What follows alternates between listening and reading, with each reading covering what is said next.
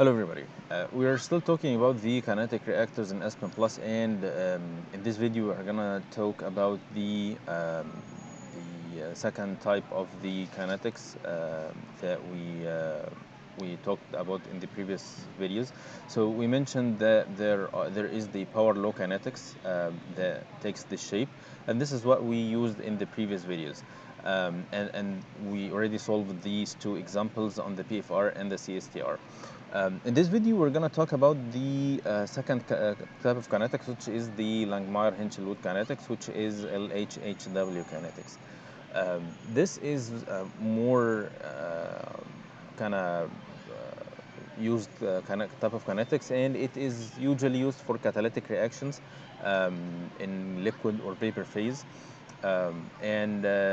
The mathematical form of this kinetics is going to be discussed in few minutes, but I would like first to discuss the steps of the reaction and why the kinetics takes this form. So it's important for us to understand the steps that are included in this kinetic model. So this reaction kinetic includes 7 steps. Which are demonstrated here in this photo. So I'm gonna go with the photos one by one because it's gonna be easier to understand here. So the catalyst contains active sites and pores inside these active sites. So this is where the area lies in the catalyst. So the catalyst can provide a huge area because of all these pores and small tunnels inside the catalyst body. So what happens is that these two reactants are available in the liquid or the vapor phase outside the catalyst, and they diffuse from outside in the bulk of the fluid phase into the surface of the catalyst. So this is the first step. The second is diffusion from the surface of the catalyst through, inside the pores into the active site. The third step is the diffusion, the absorption on the active site, and this is why the catalyst increases the rate of reaction. So it simply provides a place for the reactants to meet and find themselves easier. So this is what happens, that there are active sites where the reactants will attach to and get closer to each other, and by getting closer they start the reaction. And this is the fourth step where the reaction takes place. Then the fifth step is the desorption. So now the product is formed and it leaves the active site, it's desorbed, and it diffuses the other way. It takes the same journey back to the bulk of the fluid. It diffuses back to the surface of the fluid through the pores, and finally it diffuses from the surface of the catalyst to the bulk of the fluid. So these are the 7 steps that are included in this model, and you would notice that the steps that we have are mainly mass transfer steps, either external mass transfer to the surface of the catalyst or internal mass transfer to the active site. The only things that can be considered as reactions are the adsorption, desorption, and the reaction steps. So 4 out of 7 are mass transfer steps. Usually the steps do not happen with the same speed. Some steps are faster than others, and that's why we have, or we hear the term the rate limiting step, which is the slowest step that is the controlling step to the rate. So in case you have a reaction and you are interested in increasing the rate, then you have to find the rate controlling step and try to enhance the speed of this step, because this is the step that will have the most impact on the speed of the reaction. So what we expect is that there are some terms that will be in the model that take into account the adsorption and the diffusion and all these steps. So these are what we are going to see here. So the model, the rate of the reaction is going to be defined as the numerator and denominator. The numerator is the kinetic factor multiplied by the driving force expression.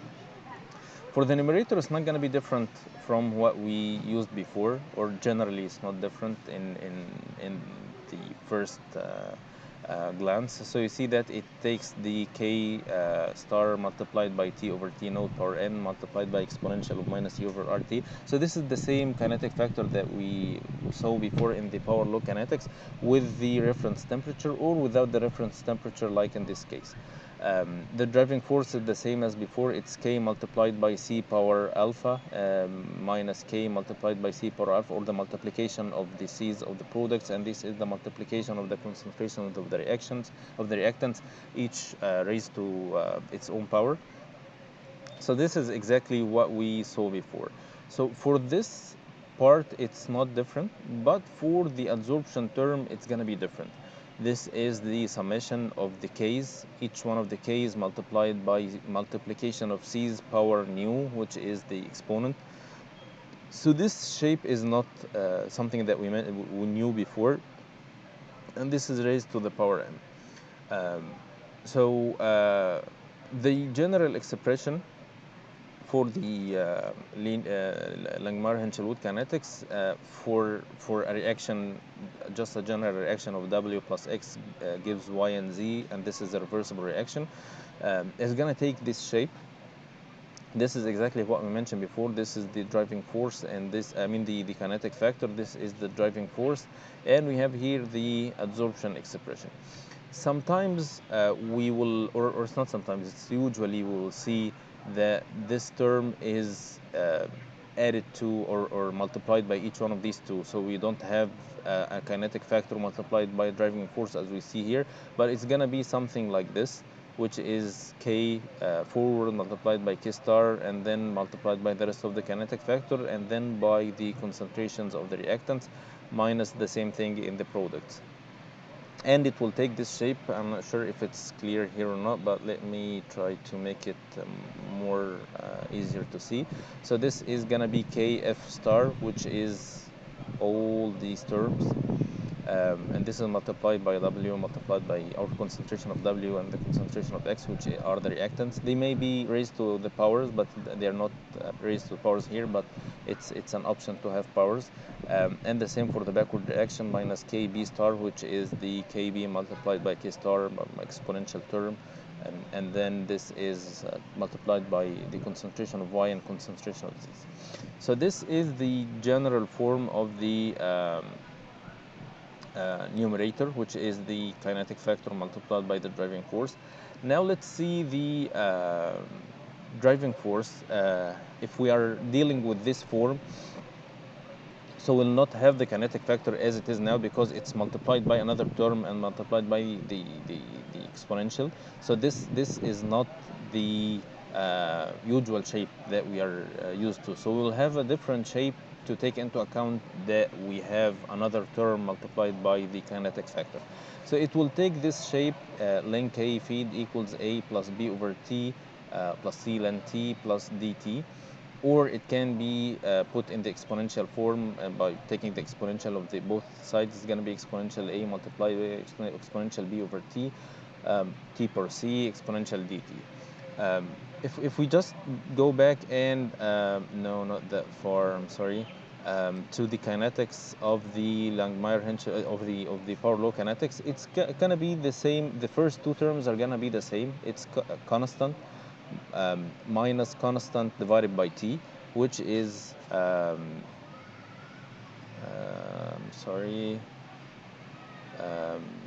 which is this. It's constant plus constant over t. So this is going to be the same thing. If I don't have these two terms, or they are negligible, the values of c and t are negligible, we will end up with the usual shape that we are used to. Or it's going to be constant multiplied by exponential constant over t, so it's going to be the same thing. Now let's go to the new part of the model, which is the adsorption expression. For the adsorption expression, it takes the form that we see here, and this is what we are gonna need to define for Aspen Plus. This is the reason I'm talking about these in kind of details, because we will need to have this in mind and to understand this well, so that we can understand the details of the definition of the reaction in Aspen Plus. It's mentioned here that there are many expressions that are found in Chemical Engineering Handbook, which is Engineer's Handbook, which is Perry's textbook. It's a very, very famous textbook. And by the way, if you're interested in more details, there is this great textbook. It's the one of the great chemical reaction engineering textbooks that are like the references for most of the people who are working in this field, which is Fogler's textbook. It's Elements of Chemical Reaction Engineering by H.S. Fogler. It's kind of very, very nice book.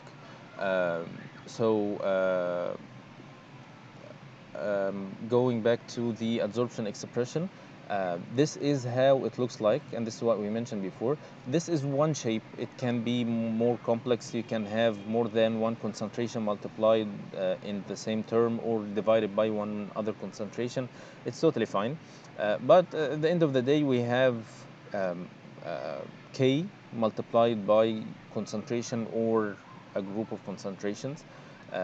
And here we have 1, 2, 3, 4, 5 terms, and it's raised to the power.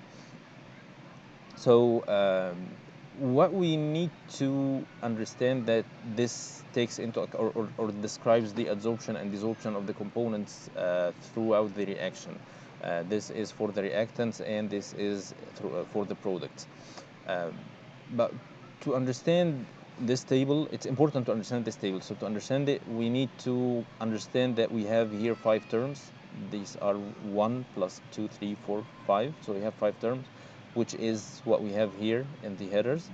And for each component, we have the power or the exponent of each component. So I have all are raised to the power 0 for term 1 because I don't have any concentration. Here, the term 2, W is raised to the power 1. Term 3, X is raised to the power 1. Term 4, Y raised to the power 1. And term 5, Z is raised to the power 1. So this table is important to understand so that when we go into Aspen Plus, we understand how things work. So what we're gonna do in the next video is we are gonna solve one example for the LHHW kinetics for the reaction of carbon dioxide and hydrogen to form methanol, which is kind of famous for the methanation reaction. And we have another side reaction, which is the water gas shift reaction as the side reaction. We have the feed compositions and concentrations, and conditions, and we have all the information that we need. We know that it's tubular reactor. So regarding the reactor part, it's not going to be different from what we did before. The only difference is going to be the definition of the reaction, which will be the focus in the next video, inshallah.